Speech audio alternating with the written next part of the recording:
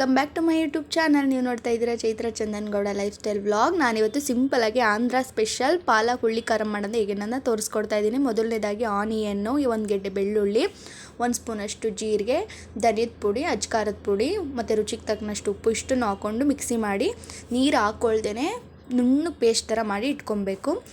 ಇಲ್ಲಿ ಒಂದು ಕಡಾಯಿಗೆ ದೊಡ್ಡ ಸ್ಪೂನಲ್ಲಿ ಒಂದು 5 ಸ್ಪೂನ್ನಷ್ಟು ಆಯಿಲ್ ತೊಗೊಂಡಿದ್ದೀನಿ ಇಲ್ಲಿ ನಾನು. ಅದಕ್ಕೆ ಕಾದಾದಮೇಲೆ ಸಾಸಿವೆ, ಜೀರಿಗೆ, ಉದ್ದಿನಬೇಳೆ ಮತ್ತು 1 ಗೆಡ್ಡೆಯಷ್ಟು ಬೆಳ್ಳುಳ್ಳಿ, ಒಂದು 5 ಒಣಮೆಣ್ಸಿನ್ಕಾಯಿನ ಹಾಕ್ಕೊತಾ ಇದ್ದೀನಿ. ಇದನ್ನು ಜಾಸ್ತಿ ದಿನ ಸ್ಟೋರ್ ಮಾಡಿ ಕೂಡ ಇಡ್ಬೋದು, ಒಂದು 2 ವೀಕ್ಸ್ನಷ್ಟು ಸ್ಟೋರ್ ಮಾಡಿ ಕೂಡ ಇಡ್ಬೋದು. ಇಲ್ಲಿ ನಾನು ಒಂದು ಹನಿ ಕೂಡ ನೀರನ್ನ ಯೂಸ್ ಮಾಡಿರೋದಿಲ್ವಲ್ಲ, ಹಾಗಾಗಿ ಜಾಸ್ತಿ ದಿನ ಕೂಡ ಯೂಸ್ ಮಾಡ್ಬೋದು. ಈಗ ರುಬ್ಬಿಟ್ಟೋರಂಥ ಮಸಾಲೆನ ಹಾಕ್ಕೊತಾ ಇದ್ದೀನಿ. ಇದು ಹಸಿ ಸ್ಮೆಲ್ಲೆಲ್ಲ ಹೋಗೋವರೆಗೂ ಚೆನ್ನಾಗಿ ಆಯಿಲ್ ಬಿಡೋವರೆಗೂ ಹುರ್ಕೋತಾ ಇದ್ದೀನಿ. ಇದು ಒಂದು ಹನಿ ಕೂಡ ನೀರು ಹಾಕ್ತಾನೆ ರುಬ್ಬಿಟ್ಕೊಬೇಕು. ಇವಾಗ ಕಟ್ ಮಾಡಿರುವಂತಹ ಪಾಲಕ್ ಸೊಪ್ಪನ್ನ ಹಾಕ್ಕೊಂಡು ಚೆನ್ನಾಗಿ ಫ್ರೈ ಮಾಡ್ತಾ ಇದ್ದೀನಿ. ನೀರನ್ನ ಎಲ್ಲೂ ಕೂಡ ಹಾಕ್ಬಾರ್ದು. ಉಪ್ಪು ಕೂಡ ಮಿಕ್ಸಿ ಮಾಡಾಗಲೇ ಆ ಉಪ್ಪು ಹಾಕಿರ್ತೀವಲ್ವ, ಉಪ್ಪು ಕೂಡ ಯೂಸ್ ಮಾಡೋ ಅವಶ್ಯಕತೆ ಇಲ್ಲ. ಈಗ ಇದು ಆಯಿಲೆಲ್ಲ ಬಿಟ್ಕೊಂಡು ಚೆನ್ನಾಗಿ ರೆಡಿಯಾಗಿದೆ. ಇದನ್ನು ಅನ್ನದ ಜೊತೆ ಹಾಕ್ಕೊಂಡು ಮೇಲ್ಗಡೆ ತುಪ್ಪ ಹಾಕೋ ತಿಂತಾಯಿದ್ರಂತೂ ಸೂಪರಾಗಿರುತ್ತೆ. ನಾನಿಲ್ಲಿ ತುಪ್ಪ ಮಾಡೋಣ ಅಂತ ಹೇಳ್ಬಿಟ್ಟು 20 ಡೇಸಿಂದ ಕೆನೆನೆಲ್ಲ ಸ್ಟೋರ್ ಮಾಡಿಟ್ಟಿದ್ದೆ. ಇವಾಗ ಶುಭ ಹಾಲು ಬರುತ್ತಲ್ಲ, ಅದನ್ನು ಚೆನ್ನಾಗಿ ಕಾಯಿಸಿ ಹಾಲನ್ನ ಕೆನೆನ ಎತ್ತಿ ಒಂದು 4 ಅವರ್ಸ್ ಬಿಟ್ಟರೆ ಅದು ಚೆನ್ನಾಗಿ ಕೆನೆ ಕಟ್ಕೊಳ್ಳುತ್ತೆ. ಆವಾಗ ಕೆನೆನ ಎತ್ತಿ ಸ್ಟೋರ್ ಮಾಡಿ ಇಟ್ಟಿದ್ದೆ, ಒಂದು 20 ಡೇಸ್ ಕೆನೆ ಅದು. ಅದಕ್ಕೆ ಇವಾಗ 3 ಸ್ಪೂನಷ್ಟು ಮೊಸರು ಹಾಕ್ಬಿಟ್ಟು 3 ಅವರ್ಸ್ ಬಿಟ್ಟಿದ್ದೆ.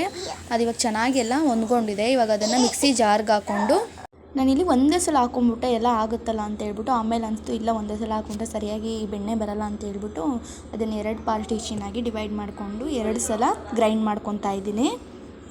ಇಲ್ಲಿ 1-2 ನಿಮಿಷದಷ್ಟರಲ್ಲೆಲ್ಲ ಇದು ಆಗಿಬಿಡುತ್ತೆ. ನೋಡಿ ಇವಾಗ ಎಷ್ಟು ಚೆನ್ನಾಗಿ ಬೆಣ್ಣೆ ಆಗಿದೆ ಅಂತ.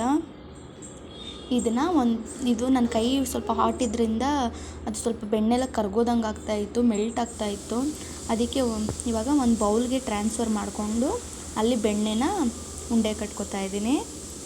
ಚೆನ್ನಾಗಿ ಬಂದಿದೆ ನೋಡಿ. ಜಾಸ್ತಿ ಏನು ಟೈಮ್ ತೊಗೊಳ್ಳಲ್ಲ, ಇದು 1 or 2 ಮಿನಿಟ್ಸ್ನಲ್ಲೆಲ್ಲ ಆಗಿಬಿಡುತ್ತೆ. ಈ ಥರ ಲಾಕ್ ಮಾಡೋ ಸಿಸ್ಟಮ್ದು ಬರುತ್ತಲ್ಲ ಗ್ರೈಂಡರು, ಮಿಕ್ಸಿ, ಆ ಥರದ್ರಲ್ಲಾದರೆ ಚೆನ್ನಾಗಿ ಬರುತ್ತೆ. ಇದು ನಾರ್ಮಲ್ ಆದರೆ ಜಾಸ್ತಿ ಪ್ರೆಷರ್ಗೆ ಅದು ಫುಲ್ ಓಪನ್ ಆಗಿಬಿಟ್ಟು ಆಚೆ ಎಲ್ಲ ಬಂದುಬಿಡುತ್ತೆ.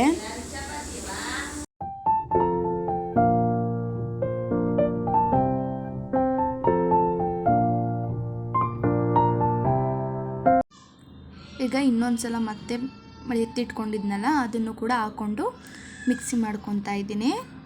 ನಾವು ಹೊರಗಡೆ ಎಲ್ಲ ದುಡ್ಡು ಕೊಟ್ಟು ಜಾಸ್ತಿ ಖರ್ಚು ಮಾಡಿ ತಗೊಳ್ಳೋದಕ್ಕಿಂತ ತುಪ್ಪನ ಇದೇ ಥರ ಮನೇಲಿ ಹೆಲ್ತಿಯಾಗಿ ಮಾಡ್ಕೊಳ್ಳೋದ್ರಿಂದ ದುಡ್ಡು ಕೂಡ ಉಳಿಯುತ್ತೆ, ನಮ್ಮ ಹೆಲ್ತ್ಗೂ ಕೂಡ ಒಳ್ಳೆಯದು. ಇಲ್ಲಿ ನಾವು ಹೇಗಿದ್ದರೂ ಡೈಲಿ ಹಾಲು ತಂದೇ ತರ್ತೀವಿ.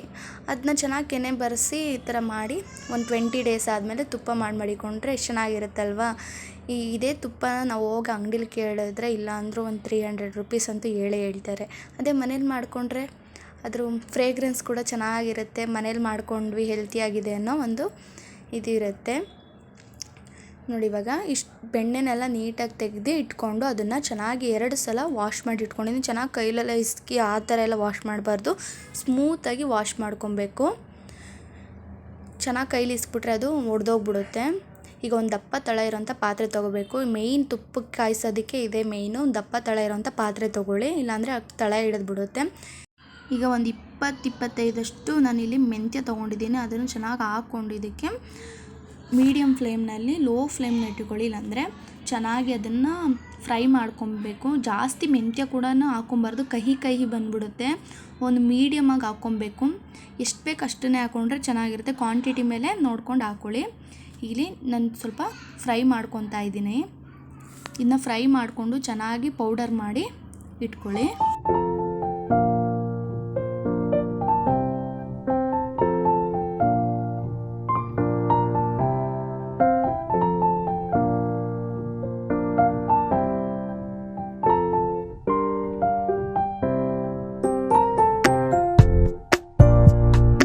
ಪಾತ್ರೆ ಚೆನ್ನಾಗಿ ಕಾದಾದ್ಮೇಲೆ ಇವಾಗ ಬೆಣ್ಣೆ ಮಾಡಿ ಇಟ್ಕೊಂಡಿದ್ದೀವಲ್ಲ ಆ ಬೆಣ್ಣೆನ ಹಾಕ್ಕೊತಾ ಇದ್ದೀನಿ.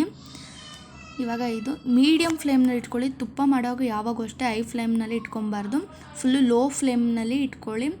ಇದೇನಾದ್ರು ಜಾಸ್ತಿ ಫ್ಲೇಮ್ನಲ್ಲಿ ಇಟ್ಕೊಂಡ್ಬಿಟ್ರೆ ಅದು ಉಕ್ಬಿಟ್ಟು ಎಲ್ಲ ಸುರಿದೋಗ್ಬಿಡುತ್ತೆ, ಇಲ್ಲಾಂದರೆ ಈ ಥರ ಕಂಟು ಹಿಡ್ದು ಸೀದೋಗ್ಬಿಡುತ್ತೆ. ಆ ಥರ ಎಲ್ಲ ಆಗಬಾರ್ದು. ಫುಲ್ಲು ಲೋ ಫ್ಲೇಮ್ನಲ್ಲಿ ಇಟ್ಕೊಂಡ್ರೆ ಇದು ಚೆನ್ನಾಗಿ ಬರುತ್ತೆ ಅವಾಗ.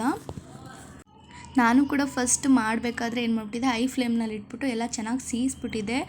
ಆಮೇಲೆ ಗೊತ್ತಾಯ್ತು ಈ ಥರ ಮಾಡಬಾರ್ದು, ಹಿಂಗೆ ಮಾಡಿದ್ರೆ ಈ ಥರ ಸೀದೋಗ್ಬಿಡುತ್ತೆ ಅಂತ ತಿಳ್ಕೊಂಡು ಫುಲ್ ಲೋ ಫ್ಲೇಮ್ನಲ್ಲಿ ಇಟ್ಕೊಂಡು ದಪ್ಪ ತಳ ಪಾತ್ರೆಯಲ್ಲಿ ಮಾಡ್ತಾಯಿದ್ದೀನಿ.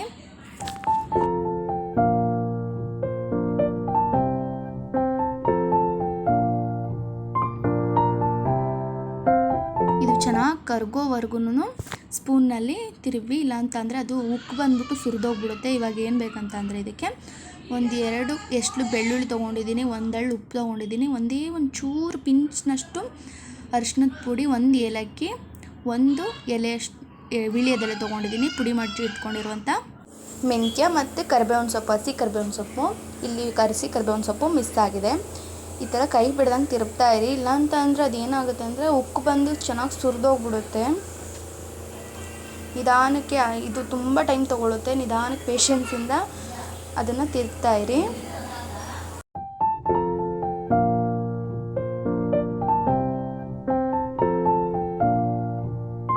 ಈಗ ಪುಡಿ ಮಾಡಿ ಇಟ್ಕೊಂಡಿರುವಂಥ ಮೆಂತ್ಯ ಪುಡಿ ಹಾಕ್ತಾಯಿದ್ದೀನಿ.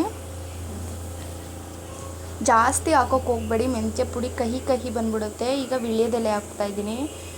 ವೀಳ್ಯದೆಲೆ, ಬೆಳ್ಳುಳ್ಳಿ ಎಸ್ಳು ಮತ್ತು ಉಪ್ಪು, ಒಂದು ಪಿಂಚ್ನಷ್ಟು ಅರಿಶಿನದ ಪುಡಿ ಮತ್ತು ಏಲಕ್ಕಿನ ಜಜ್ಜಿ ಹಾಕ್ಕೊಂಡಿದ್ದೀನಿ. ಅದು ಫ್ಲೇವರ್ ಚೆನ್ನಾಗಿ ಬರುತ್ತೆ.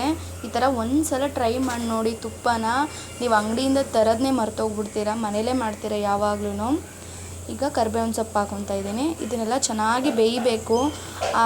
ವೈಟ್ ಇರೋದೆಲ್ಲ ಚೆನ್ನಾಗಿ ಅದು ಬೆಂದು ಬ್ರೌನ್ ಕಲರ್ ಬರುತ್ತೆ, ಅಲ್ಲಿವರೆಗೂ ಕೂಡ ಚೆನ್ನಾಗಿ ಫ್ರೈ ಮಾಡಬೇಕು. ಇದನ್ನು ಲೋ ಫ್ಲೇಮ್ನಲ್ಲಿ ಇಟ್ಕೊಂಡು ಮಾಡಿ, ಯಾವಾಗಲೂ ಕೂಡ ಬೇಗ ಆಗಲಿ ಅಂತೇಳಿ ಹೈ ಫ್ಲೇಮ್ನಲ್ಲಿ ಮಾಡೋಕ್ಕೆ ಹೋಗಬೇಡಿ.